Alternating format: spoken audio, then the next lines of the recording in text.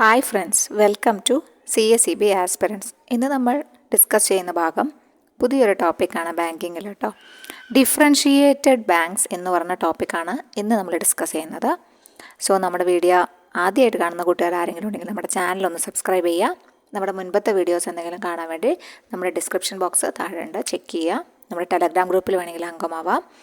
പിന്നെ വേറെ കൂടുതൽ വീഡിയോസിന് വേണ്ടിയിട്ട് നമ്മുടെ പ്ലേലിസ്റ്റ് ഒന്ന് ചെക്ക് ചെയ്യുക. നിങ്ങൾക്ക് ഇഷ്ടപ്പെട്ട് കഴിഞ്ഞാൽ കമൻറ്റ് ചെയ്യുക, ലൈക്ക് ചെയ്യുക, ഫ്രണ്ട്സിനും കൂടി ഒന്ന് ഷെയർ ചെയ്യുക കേട്ടോ. അപ്പോൾ നമ്മുടെ പുതിയ ടോപ്പിക്കായ ഡിഫറൻഷിയേറ്റഡ് ബാങ്ക്സ്, ഏതൊക്കെയാണ് ഡിഫറൻഷിയേറ്റഡ് ബാങ്ക്സ്, അവയുടെ റെസ്ട്രിക്ഷൻസ് എന്തൊക്കെയാണ്, അവയ്ക്കുള്ള ഗൈഡ് ലൈൻസ് എന്തൊക്കെയാണ്, ആരാണ് അവർ പ്രൊമോട്ട് ചെയ്യുന്നത്, ഇതെല്ലാം നമുക്ക് ജസ്റ്റ് പഠിക്കാം. ഓക്കെ, അപ്പോൾ വാട്ട് ആർ ഡിഫറൻഷിയേറ്റഡ് ബാങ്ക്സ്? എന്താണ് ഡിഫറൻഷിയേറ്റഡ് ബാങ്ക്സ് എന്ന് പറയുന്നത്?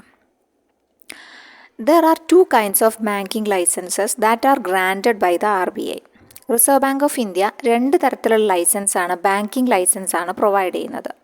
ഒന്ന് യൂണിവേഴ്സൽ ബാങ്ക് ലൈസൻസ് ആണ്, മറ്റൊന്ന് ഡിഫറൻഷിയേറ്റഡ് ബാങ്ക് ലൈസൻസ് ആണ്. ഓക്കെ, രണ്ട് തരത്തിലുള്ള ലൈസൻസാണ് പ്രൊവൈഡ് ചെയ്യുന്നത്. ഒന്ന് യൂണിവേഴ്സൽ ബാങ്ക് ലൈസൻസും മറ്റൊന്ന് ഡിഫറൻഷിയേറ്റഡ് ബാങ്ക് ലൈസൻസും. Okay, differentiated banks under the Indian banking system refer to those banks that cater to a specific segment of customers. ഒരു സ്പെസിഫിക് സെഗ്മെൻറ്റ് ഓഫ് കസ്റ്റമേഴ്സിന് വേണ്ടി ഉള്ള ബാങ്കിങ് സിസ്റ്റത്തിനെയാണ്, ഇന്ത്യൻ ബാങ്കിങ് സിസ്റ്റത്തിനെയാണ് ഡിഫറൻഷിയേറ്റഡ് ബാങ്ക്സ് എന്ന് പറയുന്നത്. ഒരു സ്പെസിഫിക് സെഗ്മെൻറ്റിന് കൂടുതൽ പ്രാധാന്യം കൊടുക്കുക, അതിനു വേണ്ടി നിർമ്മിച്ചതാണ് ഈ ഡിഫറൻഷിയേറ്റഡ് ബാങ്ക്സ് എന്ന ഒരു concept. Okay, the concept of differentiated banks was introduced in the banking system in India by the RBI based on the recommendations of Nachiket More Committee in 2013. 2013 നച്ചിക്കത്ത് more കമ്മിറ്റിയുടെ റെക്കമെൻഡേഷൻസ് വെച്ചിട്ടാണ് RBI എന്ത് തുടങ്ങിയത്, ഈ ഒരു concept introduce ചെയ്തത് കേട്ടോ. അപ്പോൾ ഈ ഡിഫറൻഷിയേറ്റഡ് ബാങ്ക്സ് എന്ന കൺസെപ്റ്റ് ഇൻട്രൊഡ്യൂസ് ചെയ്തത് അല്ലെങ്കിൽ റെക്കമെൻഡ് ചെയ്ത കമ്മിറ്റി ഏതാണെന്ന് ചോദിച്ചു കഴിഞ്ഞാൽ നച്ചിക്കത്ത് മോർ കമ്മിറ്റിയാണ്. വർഷം 2013. വളരെ ഇമ്പോർട്ടൻ്റ് ആണ്, പ്രീവിയസ് ക്വസ്റ്റ്യൻ പേപ്പറിലൊക്കെ നമ്മൾ കണ്ടിട്ടുള്ളതാണ് നച്ചിക്കത്ത് മോർ കമ്മിറ്റീന് കേട്ടോ. അപ്പോൾ ഡിഫറൻഷിയേറ്റഡ് ബാങ്ക്സ് റെക്കമെൻഡ് ചെയ്ത കമ്മിറ്റി ഏതാണെന്ന് ചോദിച്ചു കഴിഞ്ഞാൽ നച്ചിക്കത്ത് മോർ കമ്മിറ്റി, വർഷം 2013. Okay, in order to offer specialised services or unique products designed specifically to suit a particular sector. അതായത് ഒരു പ്രത്യേക വിഭാഗത്തിന് ഉന്നമനത്തിന് വേണ്ടിയിട്ടാണ് ഇവർ പ്രവർത്തിക്കേണ്ടത് എന്ന ഉദ്ദേശത്തോടു കൂടിയാണ് RBI ഇത് കൊണ്ടുവരുന്നത്, ഇൻട്രൊഡ്യൂസ് ചെയ്യുന്നത്. ഓക്കെ, അപ്പോൾ ഈ കമ്മിറ്റിയുടെ പേര് പഠിക്കണം. അങ്ങനെയും ചോദിക്കാറുണ്ട് ഇത് ഏതുമായി ബന്ധപ്പെട്ട കമ്മിറ്റിയാണെന്ന്. Committee on comprehensive financial services for small business and low income household. നമ്മൾ പറഞ്ഞുല്ലോ, ഒരു പ്രത്യേക തരം സെക്ടറിലുള്ള ആൾക്കാർക്ക് വേണ്ടിയിട്ടാണ് നമ്മൾ ഈ ഡിഫറൻഷിയേറ്റഡ് ബാങ്ക്സ് എന്ന ആശയം കൊണ്ടുവന്നതെന്ന്. അപ്പോൾ അത് ഈ ഒരു കമ്മിറ്റിയുടെ പേരിൽ തന്നെ ഉണ്ട്. ആർക്ക് വേണ്ടിയിട്ടാണ്? Small businesses, financial services for small businesses and low income households. അതിന് വേണ്ടിയിട്ടുള്ള കമ്മിറ്റിയാണിത്. അതാണ് ഈ ഒരു ഡിഫറൻഷിയേറ്റഡ് ബാങ്ക്സ് ഊന്നൽ കൊടുക്കുന്ന മേഖല എന്ന് പറഞ്ഞു കഴിഞ്ഞാൽ. ഓക്കെ, അപ്പോൾ ഇതിൽ ഇപ്പോൾ കുറച്ച് കാര്യങ്ങൾ കിട്ടിയിട്ടുണ്ടാവും. രണ്ട് ടൈപ്പ് ഓഫ് ലൈസൻസ് ആണ് RBI പ്രൊവൈഡ് ചെയ്യുന്നത്. ഒന്ന് യൂണിവേഴ്സൽ ബാങ്ക് ലൈസൻസ്, മറ്റത് ഡിഫറൻഷിയേറ്റഡ് ബാങ്ക് ലൈസൻസ്. പിന്നെ ഡിഫറൻഷിയേറ്റഡ് ബാങ്ക് ലൈസൻസ് റെക്കമെൻഡ് ചെയ്ത കമ്മിറ്റി ഏതാണ്? നച്ചിക്കത്ത് മോർ കമ്മിറ്റി. ഏതാ വർഷം? 2013. കമ്മിറ്റിയുടെ പേരെന്താണ്? Committee on comprehensive financial services for small businesses and low income households. Okay, ഇപ്പോൾ ഈ പോയിൻറ്റ്സ് ഒക്കെ സെറ്റായി എന്ന് വിചാരിക്കണോ. ഇനി അതിന് കുറച്ചുകൂടി ഒരു റോള് പറഞ്ഞു കഴിഞ്ഞാൽ ഫിനാൻഷ്യൽ ഇൻക്ലൂഷൻ, ലോങ് നോട്ട് ഉൾപ്പെടുത്തിയെന്നുള്ളൂ. നിങ്ങളിതെല്ലാം ഷോർട്ട് നോട്ടായിട്ട് എഴുതിയെടുക്കുക കേട്ടോ. ഫിനാൻഷ്യൽ ഇൻക്ലൂഷൻ്റെ ഭാഗമായിട്ടാണ് ഇതെല്ലാം കൊണ്ടുവന്നതെന്ന് പറഞ്ഞു. അപ്പോൾ ഫിനാൻഷ്യൽ ഇൻക്ലൂഷന് പ്രാധാന്യമുണ്ട്. ഫിനാൻഷ്യൽ ഇൻക്ലൂഷനാണ് ഇവരൊക്കെ ലക്ഷ്യം വയ്ക്കുന്നത്. By targeting specific customer bases and regions, these banks play a crucial role in bringing a large segment of the population into the formal banking system. Okay, പിന്നെ economic growth കൊണ്ടുവരുന്നുണ്ട്. By providing credit facilities to MSMEs, These banks fuel economic growth at the grassroots level, supporting employment and wealth creation in rural and semi-urban areas. Rural and semi-urban areasന് wealth ക്രിയേഷന് വേണ്ടിയിട്ടും employment facilities കൊണ്ടുവരാൻ വേണ്ടിയിട്ടുമാണ് ഇവരെ promote ചെയ്തിട്ടുള്ളത് അല്ലെങ്കിൽ ഇവർ കൊണ്ടുവന്നിട്ടുള്ളത്. Promoting banking habits, increased access to deposits and basic financial products fosters a culture of savings and ഇൻവെസ്റ്റ്മെൻറ്റിന് കൂടാൻ വേണ്ടിയിട്ടാണ്. ഫിനാൻഷ്യൽ ഇന്നോവേഷൻസ് ഉണ്ട് ഈ മേഖലയിൽ. ഹെൽത്തി കോമ്പറ്റീഷൻ ഉണ്ട്. The presence of differentiated banks fosters competition in the banking sector, ultimately benefiting all customers with better rates and services. ചെറിയ ചെറിയ ആൾക്കാരെ കൂടി ഉൾപ്പെടുത്തിയത് കാരണം അതൊരു ഹെൽത്തി കോമ്പറ്റീഷൻ ആണ് എന്നാണ് പറയുന്നത് കേട്ടോ. അപ്പോൾ ജസ്റ്റ് ഓർത്ത് വയ്ക്കുക എന്താണ് ഡിഫറൻഷിയേറ്റഡ് ബാങ്ക്സിൽ ഇന്ത്യയിലുള്ള റോൾ എന്താണ്. Okay, points just note down ചെയ്ത് ചെയ്യുക. ഇനി നെക്സ്റ്റ് വരുന്നത് ഏതൊക്കെയാണ് ഡിഫറൻഷിയേറ്റഡ്. നമ്മൾ ഡിഫറൻഷിയേറ്റഡ് ബാങ്ക്സ് എന്ന് പറഞ്ഞു. അപ്പോൾ ഇന്ത്യയിലുള്ള ഡിഫറൻഷിയേറ്റഡ് ബാങ്ക്സ് 3 എണ്ണമാണ്. ഒന്ന് സ്മോൾ ഫിനാൻസ് ബാങ്ക്സ്, രണ്ടാമത്തത് പേയ്മെൻറ്റ് ബാങ്ക്സ്, മൂന്നാമത്തത് local area banks. Okay, small finance banks, payment banks and local area banks. ഇവ 3ഉമാണ് ഡിഫറൻഷിയേറ്റഡ് ബാങ്ക്സിൻ്റെ അണ്ടറിൽ വരുന്നത്. ഓക്കെ, അപ്പോൾ ഇനി ഇവ ഓരോന്നായിട്ട് നമുക്ക് പഠിക്കാം. സ്മോൾ ഫിനാൻസ് ബാങ്ക്സ് എന്താണ്, അതുപോലെ പേയ്മെൻറ്റ് ബാങ്ക്സ് എന്താണ്, ലോക്കൽ ഏരിയ ബാങ്ക്സ് എന്താണ്, ഇതെല്ലാം നമുക്ക് ഡീറ്റെയിൽഡ് ആയിട്ട് പഠിക്കാം. ഓക്കെ, സ്മോൾ ഫിനാൻസ് ബാങ്കാണ് നമ്മൾ ആദ്യമായിട്ട് ചർച്ച ചെയ്യാൻ പോകുന്നത്.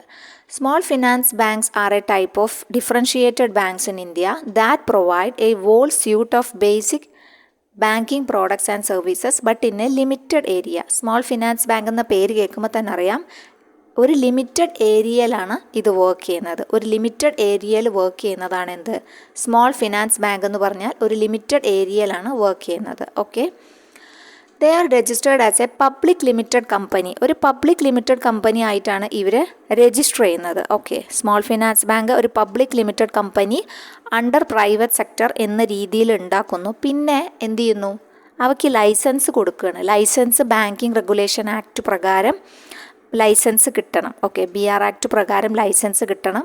ആരുടെ, RBIയുടെ.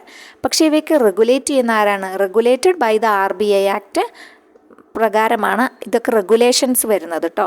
അപ്പോൾ ഈ ലൈസൻസ് കൊടുക്കുന്ന സെക്ഷൻ 22 സെക്ഷൻ 22 പ്രകാരമാണ് BR ആക്ടിൽ ലൈസൻസ് കൊടുക്കുന്നത്. സെക്ഷൻ 22മായി ബന്ധപ്പെട്ടിരിക്കുന്നു. അപ്പോൾ രജിസ്റ്റർ ചെയ്യുന്നത് ഒരു public limited company under companies ആക്ടിലാണ് രജിസ്റ്റർ ചെയ്യുന്നത്. അത് കഴിഞ്ഞിട്ട് ലൈസൻസ് മേടിക്കുന്നുണ്ട്. ബാങ്കിങ് റെഗുലേഷൻ ആക്ടിൻ്റെ സെക്ഷൻ 22 പ്രകാരം ലൈസൻസിന് അപ്ലൈ ചെയ്യും RBIയിൽ. അങ്ങനെ RBI ആണ് കൊടുക്കുന്നത്, ലൈസൻസ് പ്രൊവൈഡ് ചെയ്യുന്നത്. റെഗുലേഷൻസ് എല്ലാം RBIയുടെ കൺട്രോളിൽ തന്നെയാണ് കേട്ടോ. റെഗുലേറ്റഡ് ബൈ RBI ആക്ട് പ്രകാരം RBI ആണ് അവർ റെഗുലേറ്റ് ചെയ്യുന്നത്. ഓക്കെ, അപ്പോൾ ആ പോയിൻ്റ് കിട്ടിയിട്ടുണ്ടാവും. പിന്നെ നെക്സ്റ്റ് ഓപ്പറേറ്റിംഗ് ഗൈഡ് ലൈൻസ് എന്നാണ് ഇഷ്യൂ ചെയ്തത്. 6/10/2016 ഓപ്പറേറ്റിംഗ് ഗൈഡ് ലൈൻസ് ഇഷ്യൂ ചെയ്യുന്നത് കേട്ടോ. ഇങ്ങനെ ഓപ്പറേഷൻസ് സ്റ്റാർട്ട് ചെയ്യാം എന്ന് പറഞ്ഞിട്ട് ഇങ്ങനത്തെ ലൈസൻസ് കൊടുക്കുന്നുണ്ട്, അല്ലെങ്കിൽ അങ്ങനത്തെ ഒരു ഗൈഡ് ലൈൻസ് പുറപ്പെടുവിക്കുന്നത് 6/10/2016 പ്രധാനപ്പെട്ടതാണ്, ഓർത്തു വയ്ക്കാനും. ആദ്യമായിട്ട് വെറും ഗൈഡ് ലൈൻസ് ഇഷ്യൂ ചെയ്യുന്നത് 2014 കാരണം 2013 കമ്മിറ്റി റെക്കമെൻഡ് ചെയ്തത്. 2013 നച്ചികത് മോർ കമ്മിറ്റി. അത് കഴിഞ്ഞ് 2014 തന്നെ നോർമൽ ഗൈഡ് ലൈൻസ് വന്നു. അത് കഴിഞ്ഞ് ഓപ്പറേറ്റീവ് ഗൈഡ് ലൈൻസ് വന്നത് 2016 6/10/2016. ഓക്കെ, പിന്നെ എക്സാമ്പിൾസ് പറയുന്നുണ്ട്. Capital small finance bank, Ujjivan small finance bank എന്നിവയൊക്കെയാണ് ഇതിന് എക്സാമ്പിൾസ് ആയിട്ട് പറയുന്നത് കേട്ടോ. അത് നമുക്ക് ഏതെല്ലാം സ്മോൾ ഫിനാൻസ് ബാങ്ക് ഇന്ന് പ്രവർത്തനത്തിലുള്ളതെല്ലാം നമ്മൾ പറയുന്നുണ്ട്. അതൊക്കെ കവർ ചെയ്തിട്ടാണ് നമ്മൾ പോകുന്നത് കേട്ടോ. ഓക്കെ, അപ്പോൾ ഇതിലിപ്പോൾ പ്രധാനപ്പെട്ട ക്വസ്റ്റ്യൻസ് എന്ന് വെച്ച് കഴിഞ്ഞാൽ പ്രധാനപ്പെട്ടത് രജിസ്റ്റർ ചെയ്യുന്നത് ഒരു പബ്ലിക് ലിമിറ്റഡ് കമ്പനി ആയിട്ടാണെന്നും കമ്പനീസ് ആക്ട് പ്രകാരമുള്ള പബ്ലിക് ലിമിറ്റഡ് കമ്പനി ആയിട്ടാണ് രജിസ്റ്റർ ചെയ്യുന്നതെന്നും. പക്ഷേ ലൈസൻസ് RBIയുടെ കയ്യിൽ നിന്ന് അക്വയർ ചെയ്യണമെന്ന് ആലോചിക്കുക. സെക്ഷൻ 22 പ്രകാരമാണ് ബാങ്കിങ് ലൈസൻസ് ഒബ്റ്റെയിൻ ചെയ്യുന്നതെന്ന് ആലോചിക്കുക. പിന്നുള്ളത് റെഗുലേറ്റ് ചെയ്യുന്നത് ആരാണ്, റെഗുലേറ്റഡ് ബൈ RBI തന്നെയാണ് കേട്ടോ. പിന്നെ ഓപ്പറേറ്റിംഗ് ഗൈഡ് ലൈൻസ് വന്നത് 2016 ഓർക്കണം. ഓക്കെ, ഇനി എങ്ങനെയൊക്കെയാണ് അവരുടെ പ്രവർത്തനങ്ങൾ, ഏതൊക്കെയാണ് അവരുടെ പ്രവർത്തനങ്ങൾ, ഏതൊക്കെ സംഭവങ്ങൾ ഡെപ്പോസിറ്റ്സ് ആണ് അവർ സ്വീകരിക്കുന്നത് എന്നൊക്കെ നോക്കാം. Can accept all type of deposits. Commercial banks വാങ്ങിക്കുന്ന പോലെ തന്നെ എല്ലാ ടൈപ്പ് ഓഫ് ഡെപ്പോസിറ്റ്സും ഈ സ്മോൾ ഫിനാൻസ് ബാങ്കിന് വാങ്ങാം എന്നാണ് പറയുന്നത്. ഇവരൊരു കൊമേഴ്ഷ്യൽ ബാങ്കിൻ്റെ ഒരു ചെറിയ പതിപ്പാണെന്ന് വേണമെങ്കിൽ പറയാം. എല്ലാം ചെയ്യാം, പക്ഷെ ഒരു സ്മോൾ ഏരിയയിൽ മാത്രം ഒതുങ്ങി നിന്നിട്ടാണ് ഇവരുടെ പ്രവർത്തനം വരുന്നത്. ഓക്കെ.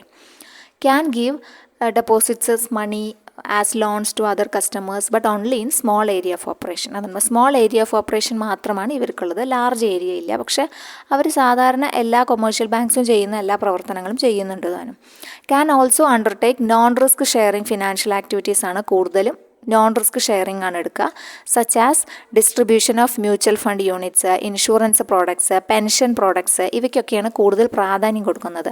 ദെയർ ടാർജറ്റ് കസ്റ്റമേഴ്സ് ആരൊക്കെയാണ്? സ്മോൾ ബിസിനസ് യൂണിറ്റ്സ് ആണ് ടാർജറ്റ് കസ്റ്റമേഴ്സ് എന്ന് പറഞ്ഞാൽ. Small and marginal farmers, micro and small industries, പിന്നെ അതർ അൺഓർഗനൈസ്ഡ് സെക്ടർ എൻറ്റിറ്റീസ്, ഇവയ്ക്കൊക്കെയാണ് കൂടുതലും ലോൺസ് പ്രൊവൈഡ് ചെയ്യുന്നതും അവരുടെ ഉന്നമനത്തിന് വേണ്ടിയിട്ടാണ് പ്രവർത്തിക്കുന്നത്. അത് നമ്മൾ ഡിഫറൻഷിയേറ്റ് ബാങ്ക്സിൻ്റെ എല്ലാവരുടെയും ഒരു ഒബ്ജക്റ്റീവ് അത് തന്നെയാണ് അല്ലേ.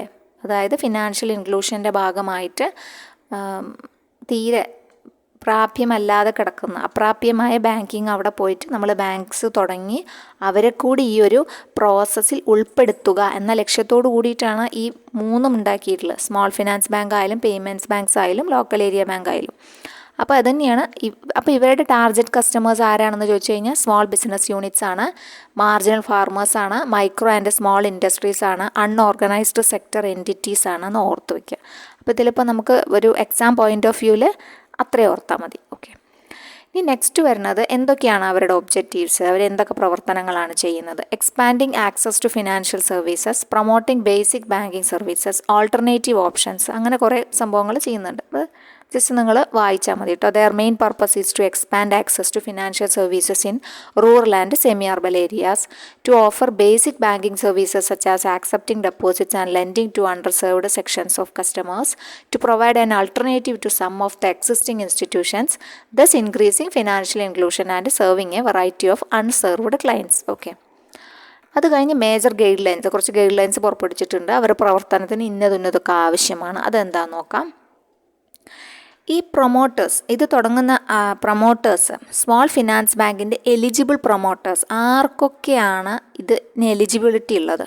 എലിജിബിലിറ്റി വേണമല്ലോ. അപ്പോൾ ഈ പ്രൊമോട്ടേഴ്സ് ആവാൻ യോഗ്യതയുള്ള ആൾക്കാർ ആരൊക്കെയാണ്? റെസിഡൻ്റ് ആയിരിക്കണം എന്ന് ഉറപ്പാണ്. റെസിഡൻറ്റ് ഇൻഡിവിജ്വൽസ് ആണ്, അല്ലെങ്കിൽ റെസിഡൻറ്റ് പ്രൊഫഷണൽസ് ആയിരിക്കണം. വിത്ത് 10 years ഓഫ് ബാങ്കിങ് എക്സ്പീരിയൻസ്. ബാങ്കിങ്ങിൽ ഒരു എക്സ്പീരിയൻസും ഇല്ലാത്ത ആൾക്കാർക്ക് ലൈസൻസ് പ്രൊവൈഡ് ചെയ്യുമോ? അപ്ലൈ ചെയ്യാൻ പറ്റുമോ? ഇല്ല. 10 വർഷം banking experience including companies controlled by them. അങ്ങനെ ഉണ്ടെങ്കിൽ മാത്രമേ അവർക്ക് എന്തിന് അപ്ലൈ എലിജിബിൾ ആവുള്ളൂ? ഈ ഒരു പ്രൊമോട്ടേഴ്സ് ഈ ഒരു സ്മോൾ ഫിനാൻസ് ബാങ്ക് തുടങ്ങാൻ ആവശ്യമായ ഓപ്പറേറ്റീവ് ഗൈഡ് ലൈൻസിന് വേണ്ടി അപ്ലൈ ചെയ്യാൻ പറ്റുള്ളൂ എന്നാണ് പറയുന്നത് കേട്ടോ. മിനിമം പെയ്ഡ് അപ്പ് ക്യാപിറ്റൽ എങ്ങനെയാണ്? 100 കോടിയാണ്. അത് തുടങ്ങുന്ന സമയത്ത് 100 കോടിയായിരുന്നു തുടങ്ങുന്ന സമയത്ത്. ഇപ്പം അത് 200 കോടിയായി പഠിക്കണം കേട്ടോ. 200 കോടിയാണ് ഇപ്പോൾ. 200 കോടിയാണ് മിനിമം പറയുന്നത്. ഓക്കെ. ഇനി പ്രൊമോട്ടറുടെ കോൺട്രിബ്യൂഷൻ 40% പ്രൊമോട്ടറുടെ കോൺട്രിബ്യൂഷൻ വേണം എന്നാണ് പറയുന്നത്. ഷെയറും കാര്യങ്ങളും ഒക്കെ കളക്ട് ചെയ്യാം, പക്ഷേ പ്രൊമോട്ടേഴ്സ് കോൺട്രിബ്യൂഷൻ എത്ര വേണം? 40% വേണം. ഓക്കെ. അപ്പോൾ ഗൈഡ് ലൈൻസ് ഇഷ്യൂ ചെയ്തത് നമ്മൾ ആദ്യം പഠിച്ചു. ഗൈഡ് ലൈൻസ് ഇഷ്യൂ ചെയ്തത് 2014 ഫസ്റ്റ്. അത് കഴിഞ്ഞ് ഓപ്പറേറ്റീവ് ഗൈഡ് ലൈൻസ് വന്നത് 2016. മിനിമം പെയ്ഡ് അപ്പ് ക്യാപിറ്റൽ എത്രയാണ്? 200 കോടിയാണ് കേട്ടോ. പ്രൊമോട്ടറുടെ കോൺട്രിബ്യൂഷൻ എത്രയാണ്? 40% വേണം പ്രൊമോട്ടേഴ്സ് കോൺട്രിബ്യൂഷൻ എന്ന് ആലോചിക്കാം. ഓക്കെ. ഇനി അടുത്തത്, ഈ കൊമേഴ്ഷ്യൽ ബാങ്കിന് കുറേ പ്രൊഡൻഷ്യൽ നോംസും റെഗുലേഷൻസും ഒക്കെ ഉണ്ട്. പ്രൊഡൻഷ്യൽ നോംസ് എന്ന് വെച്ചാൽ എന്താ? നമ്മുടെ NPA കാറ്റഗറൈസ് ചെയ്യണം, പിന്നെ NPA തിരിക്കണം, കുറച്ച് കാര്യങ്ങളൊക്കെ മാറ്റി വെക്കണം. നമ്മൾ പറഞ്ഞിട്ടുണ്ട് കുറച്ച് പ്രൊവിഷൻസ് ഉണ്ടെന്ന്, ഇന്നത് ഇത്ര പെർസെൻറ്റേജ് പ്രൊവിഷൻ നടത്തണം എന്നൊക്കെയുണ്ട്. അതേപോലത്തെ Prudential norms and regulations applicable ആണ് ആർക്ക്? കൊമേഴ്ഷ്യൽ ബാങ്ക്സിൻ്റേത് പോലെ തന്നെ. ഓക്കെ. CRRും SLRും എല്ലാം ഇവർ മെയിൻറ്റെയിൻ ചെയ്യണം എന്നാണ് പറയുന്നത്. CLR ആൻഡ് SLR എല്ലാം മെയിൻറ്റെയിൻ ചെയ്ത് അതെല്ലാം അതുപോലെ തന്നെയാണ് കേട്ടോ. റിക്വയർഡ് ടു മെയിൻറ്റെയിൻ ഒരു മിനിമം ക്യാപിറ്റൽ ആഡിക്വസി റേഷ്യോ കൂടി പറയുന്നുണ്ട്. ക്യാപിറ്റൽ ആഡിക്വസി റേഷ്യോ എത്രയാണ്? 15% ആണ് റിസ്ക് വെയ്റ്റഡ് അസറ്റിൻ്റെ. റിസ്ക് വെയ്റ്റഡ് അസറ്റിൻ്റെ 15% മിനിമം ക്യാപിറ്റൽ ആഡിക്വസി റേഷ്യോ. അതായത് മിനിമം കാറ് 15%, 15% മാറ്റി വയ്ക്കണം. ഇറ്റ്സ് റിസ്ക് വെയ്റ്റഡ് അസറ്റിൻ്റെ 15% എന്തായി മാറ്റി വയ്ക്കണം? കാറായി മാറ്റി വയ്ക്കണം. Okay, on A continuous basis. പിന്നെ 25% ബ്രാഞ്ചസ് റൂറൽ ഏരിയാസിൽ വേണം എന്ന് പറയുന്നുണ്ട് കേട്ടോ. 25% ബ്രാഞ്ചസ് എവിടെയായിരിക്കണം? നമ്മൾ പറഞ്ഞുല്ലോ ഇത് ആരുടെ ഉന്നമനത്തിന് വേണ്ടിയിട്ടാണെന്ന്. അപ്പോൾ അതുകൊണ്ട് തന്നെ റൂറൽ ഏരിയാസിൽ 25% ബ്രാഞ്ചസ് വേണം എന്ന് പറയുന്നുണ്ട്. Okay, they shall primarily undertake basic banking activities of acceptance of deposits and lending to unserved and underserved sections. പരിഗണിക്കപ്പെടാതെ അല്ലെ അൺസെർവ്ഡ് ആൻഡ് അണ്ടർസെർവ്ഡ് സെക്ഷൻസിൽ നിന്നാണ് അവർ ബേസിക് ബാങ്കിങ് ആക്ടിവിറ്റീസ് നടത്തുന്നതും ഡെപ്പോസിറ്റ്സ് ആക്സെപ്റ്റ് ചെയ്യുന്നതും അവർക്കാണ് ലോൺസ് ലെൻഡ് ചെയ്യുന്നതും എന്ന് ഓർക്കുക. ഓക്കെ, ഇനി നെക്സ്റ്റ് പോയിന്റ് ആയിട്ട് പറയുന്നത് 75% ഓഫ് ദ ലോൺ പ്രയോറിറ്റി സെക്ടറിന് കൊടുക്കണം, പ്രയോറിറ്റി സെക്ടർ ലെൻഡിങ്ങിന് കൊടുക്കണം എന്നാണ്. 75% പ്രയോറിറ്റി, അതായത് നമ്മുടെ ഗൈഡ് ലൈൻസ് പ്രകാരം ഇന്ന മേഖലകൾ പ്രയോറിറ്റി സെക്ടറിൽ ഉൾപ്പെട്ടിട്ടുണ്ടെന്ന് പറയുന്നുണ്ട്. സോ ആ പ്രയോറിറ്റി സെക്ടറിന് 75% ലോൺ പ്രൊവൈഡ് ചെയ്യണം എന്നും പറയുന്നുണ്ട്.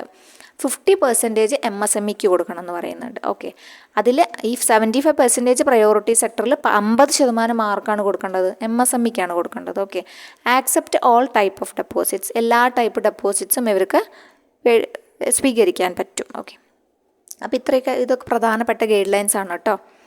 മാക്സിമം ലിമിറ്റ് ഉണ്ടോ? മാക്സിമം ലിമിറ്റ് ഇല്ല. ഡെപ്പോസിറ്റ്സിന് മാക്സിമം ലിമിറ്റ് ഒന്നുമില്ല. Prudential norms and regulations RBI പറയുന്ന പോലെ അപ്ലിക്കബിൾ ആണ്. മാക്സിമം ലോണ് 10%, അതായത് വ്യക്തിഗത വായ്പയാണെങ്കിൽ ടോട്ടൽ ലോണിൻ്റെ 10% കൂടുതൽ ഒരു വ്യക്തിക്ക് കൊടുക്കാൻ പാടില്ല. അതായത് ടോട്ടൽ ലോണിൻ്റെ 10% കനോട്ട് എക്സീഡ് 10%, 10% കൂടുതൽ ഒരു വ്യക്തിക്ക് കൊടുക്കാൻ പാടില്ല. ഒരു ഗ്രൂപ്പിനാണെങ്കിൽ 15% കൂടുതൽ. ടോട്ടൽ കൊടുക്കുന്ന ലോണിൻ്റെ 10% കൂടുതൽ ഒരു വ്യക്തിക്ക് കൊടുക്കാൻ പാടില്ല, ടു ഇൻഡിവിജ്വൽ. എന്നാൽ ഗ്രൂപ്പിനാണെങ്കിൽ 15% കൂടുതൽ കൊടുക്കാൻ പാടില്ല എന്ന് പറഞ്ഞിട്ടുണ്ട്. പിന്നെ സ്മോൾ ഫിനാൻസ് ബാങ്ക് എന്ന് പറഞ്ഞ the words small finance bank must be used in its name, അതിൻ്റെ കൂടെ വേണം. ഓക്കെ, ഓരോ ബാങ്കിൻ്റെ കൂടെയും അതിൻ്റെ സ്മോൾ ഫിനാൻസ് ബാങ്ക് എന്ന പേര് വേണം. The first small finance bank capital small finance bank ആണ്. Okay, capital small finance bank ആണ് ഫസ്റ്റ് സ്മോൾ ഫിനാൻസ് ബാങ്ക് എന്ന് പറയുന്നത്. The largest small finance bank AU small finance bank ആണ് കേട്ടോ. ലാർജസ്റ്റ് സ്മോൾ ഫിനാൻസ് ബാങ്ക് ഏതാണ്? AU ആണ്. AU small finance bank ആണ്. Recommended committee, നമ്മൾ പറഞ്ഞു റെക്കമെൻഡഡ് കമ്മിറ്റി എന്ന് വെച്ച് കഴിഞ്ഞാൽ നമ്മൾ ആദ്യം ഡിസ്കസ് ചെയ്തു. ഇവരൊക്കെ പ്രധാനമായിട്ട് റെക്കമെൻഡ് ചെയ്ത ആര് തന്നെയാണ്? നമ്മുടെ നച്ചിക്കത്ത് മോറനെയാണ്. പക്ഷേ ഇതിൽ കുറച്ച് ഇംപ്രൂവ്ഡ് അല്ലെങ്കിൽ റിവൈസ്ഡ് ഗൈഡ് ലൈൻസ് എന്ന് പറഞ്ഞിട്ടൊരു കമ്മിറ്റി വരുന്നുണ്ട്. അത് ഉഷ തോറാട്ട് കമ്മിറ്റിയാണ് കേട്ടോ. അപ്പോൾ ഈ 2 കമ്മിറ്റീസിനെ ഓർത്തിരിക്കണം. പേയ്മെൻറ്റ് ബാങ്ക് വരികയാണെങ്കിൽ പ്യുവർലി ആർക്ക് കൊടുക്കാം? അതായത് ഡിഫറൻഷിയേറ്റഡ് ബാങ്ക്സ് ആര് കൊണ്ടുവന്നു എന്ന് ചോദിച്ചു കഴിഞ്ഞാൽ നച്ചിക്കത്ത് മോറിൻ്റെ ആണ്. പക്ഷേ സ്മോൾ ഫിനാൻസ് ബാങ്കിൻ്റെ റെക്കമെൻഡേഷൻസുമായിട്ടുള്ള ഒരു കമ്മിറ്റിയിൽ നമ്മുടെ ഉഷ തോറാട്ടിനെ കണ്ടു കഴിഞ്ഞാൽ അത് ആരായിരിക്കും? ഉഷ തോറാട്ടായിരിക്കും കേട്ടോ. ഉഷ തോറാട്ടാണ് സ്മോൾ ഫിനാൻസ് ബാങ്കിൻ്റെ കമ്മിറ്റിയുമായി ബന്ധപ്പെട്ട് കിടക്കുന്നത്. ഈ ഡിഫറൻഷിയേറ്റഡ് ബാങ്ക് എന്ന ആശയം ആരുടെ തന്നെയാണ്? നമ്മുടെ നച്ചിക്കത്ത് മോറിൻ്റെ തന്നെയാണ്. അത് വെച്ചിട്ടാണ് RBI തുടങ്ങിയതൊക്കെ. പക്ഷേ സ്മോൾ ഫിനാൻസ് ബാങ്ക് എന്ന് എടുത്തു ചോദിക്കുകയാണെങ്കിൽ ആരെ എഴുതണം? ഉഷ തോറാട്ടിനെ എഴുതണം കേട്ടോ. നിങ്ങൾ ക്വസ്റ്റ്യൻസ് വായിക്കുമ്പം നിങ്ങൾക്ക് അപ്പം മനസ്സിലാവുന്ന രീതിയിൽ വ്യക്തമായി മനസ്സിലാക്കി വെക്കുക. ഓക്കെ, റെക്കമെൻഡഡ് കമ്മിറ്റി, ഈ ഒരു സ്മോൾ ഫിനാൻസ് ബാങ്കുമായി റെക്കമെൻഡഡ് കമ്മിറ്റീനെ കണക്ട് ചെയ്യുമ്പം ഉഷ തോറാട്ട് എന്ന പേര് ഓർത്ത് വെക്കണം, പഠിക്കും വേണം. ഓർത്ത് വെച്ചാൽ മാത്രം പോരാ, നമ്മുടെ എക്സാം എഴുതുമ്പോൾ യൂസ്ഫുൾ ആയിരിക്കണം. ഓക്കെ, അപ്പോൾ ഇത്രയൊക്കെയാണ് നമ്മുടെ സ്മോൾ ഫിനാൻസ് ബാങ്കുമായി ബന്ധപ്പെട്ടിട്ട് പറയാനുള്ളത്. ഓക്കെ, അപ്പോൾ ഒരു ഏകദേശം സ്മോൾ ഫിനാൻസ് ബാങ്കിൻ്റെ നമ്മളെല്ലാം കവർ ചെയ്തിട്ടുണ്ട്. ലാർജസ്റ്റ് സ്മോൾ ഫിനാൻസ് ബാങ്ക് നോക്കുക, AU സ്മോൾ ഫിനാൻസ് ബാങ്കാണ്. പിന്നെ സ്മോൾ ഫിനാൻസ് ബാങ്കിൻ്റെ പേരിൻ്റെ കൂടെ ആ ഒരു വേർഡ് വേണം. 25% റൂറൽ ഏരിയയിലായിരിക്കണം. 75% പ്രയോറിറ്റി സെക്ടറിന് കൊടുക്കണം. ഓക്കെ, അപ്പോൾ അങ്ങനത്തെ കാര്യങ്ങളൊക്കെ നമ്മൾ ചെയ്തു. 25% റൂറൽ ഏരിയയിലേക്ക് ആവണം കൊടുക്കുന്നത്. ബ്രാഞ്ചസും ഓപ്പൺ ചെയ്യുന്നത് കേട്ടോ. ബ്രാഞ്ചസ് ഓപ്പൺ ചെയ്യണം. 25% ബ്രാഞ്ചസ് എവിടെ പ്രവർത്തിക്കണം? റൂറൽ ഏരിയയിൽ പ്രവർത്തിക്കണം എന്ന് ആലോചിക്കണം. ഓക്കെ, അപ്പോൾ ഇത്രയൊക്കെയാണ് നമ്മുടെ എന്തുമായി ബന്ധപ്പെട്ടുള്ളത്. അപ്പോൾ കമ്മിറ്റീനെ ആലോചിക്കുക കേട്ടോ. പ്രധാനപ്പെട്ട കമ്മിറ്റിയാണ് ഉഷ തോറാട്ടിനെയും നച്ചിക്കത്ത് മോറിനെയും ആലോചിക്കുക. ഗൈഡ് ലൈൻസിൻ്റെ കാര്യം പറഞ്ഞു. ഇവിടെ പ്രൊമോട്ടറുടെ കാര്യമൊക്കെ ഒന്ന് ശ്രദ്ധിക്കണം. അതൊക്കെ കുറച്ച് ഇമ്പോർട്ടൻ്റ് ആണ്. എലിജിബിൾ പ്രൊമോട്ടേഴ്സ് സ്മോൾ ഫിനാൻസ് ബാങ്കിന്. റെസിഡൻ്റ് ആയിരിക്കണം, individuals, professionals with 10 years of banking experience ഉള്ളവർക്ക് മാത്രമേ തുടങ്ങാൻ പറ്റുള്ളൂ എന്ന് ആലോചിക്കുക. Minimum paid up equity capital എത്രയാണ്? 100 കോടിയായിരുന്നു തുടങ്ങുന്ന സമയത്ത്. ഇപ്പം പക്ഷേ 200 കോടിയാണ്. അത് വ്യക്തമായി പഠിക്കണം. ഇപ്പം 200 കോടി എന്ന് ഓർത്താൽ മതി നിങ്ങൾ. പ്രൊമോട്ടേഴ്സ് കോൺട്രിബ്യൂഷൻ 40% വേണം. എല്ലാ പ്രൊഡൻഷ്യൽ നോംസും റെഗുലേഷൻസും ഒക്കെ അതിന് ബാധകമാണെന്ന് പറഞ്ഞു. CRRും SLRും ഒക്കെ വേണം. പിന്നെ കാർ എത്ര വേണം? 15% ക്യാപിറ്റൽ ആഡിക്വസി റേഷ്യോ ഉള്ളതെന്ന് ആലോചിക്കണം. അതിൻ്റെ റിസ്ക് വെയ്റ്റഡ് അസറ്റ് കേട്ടോ. കണ്ടിന്യൂസ് ബേസിസ് ആണ്. 25% ബ്രാഞ്ചസും എവിടെ? റൂറൽ ഏരിയയിലായിരിക്കണം എന്ന് പറഞ്ഞു. പിന്നെ പ്രധാനപ്പെട്ട് പറഞ്ഞു 75% പ്രയോറിറ്റി സെക്ടർ ലെൻഡിങ്ങിന് കൊടുക്കണം. അതിൽ 50% MSMEക്ക് കൊടുക്കണം എന്ന് പറഞ്ഞു. ഓക്കെ, അതിനുള്ളിലാണ് കേട്ടോ. 75-ൽ 50 MSMEക്ക് കൊടുക്കണം എന്ന് പറഞ്ഞു. എല്ലാ ടൈപ്പ് ഓഫ് ഡെപ്പോസിറ്റ്സും സ്വീകരിക്കും എന്ന് പറഞ്ഞു. അങ്ങനെയൊന്നും പറയുന്നില്ല. മാക്സിമം എത്ര വേണം ഡെപ്പോസിറ്റ് എന്ന് പറയുന്നുണ്ടോ? ഇല്ല. ഓക്കെ, അപ്പോൾ അതൊക്കെ നിങ്ങൾ ഓർത്തിരിക്കണം. ബാക്കിയെല്ലാം നമ്മുടെ പ്രുഡൻഷ്യൽ നോംസും കാര്യങ്ങളൊക്കെ നമ്മുടെ കൊമേഴ്ഷ്യൽ ബാങ്കിന് പറയുന്ന പോലെ തന്നെയാണ് കാര്യങ്ങൾ. പിന്നെ ഇവർ പ്രവർത്തിക്കുന്നത് എങ്ങനെയാണ്? Loans and advances to unserved and underserved സെക്ഷൻസിനാണ് കൂടുതലായിട്ട് പ്രാധാന്യം കൊടുക്കുന്നതെന്ന് ഓർത്തിരിക്കുക. മാക്സിമം ലോണ് 10% ടോട്ടൽ ലോണിൻ്റെ എത്ര?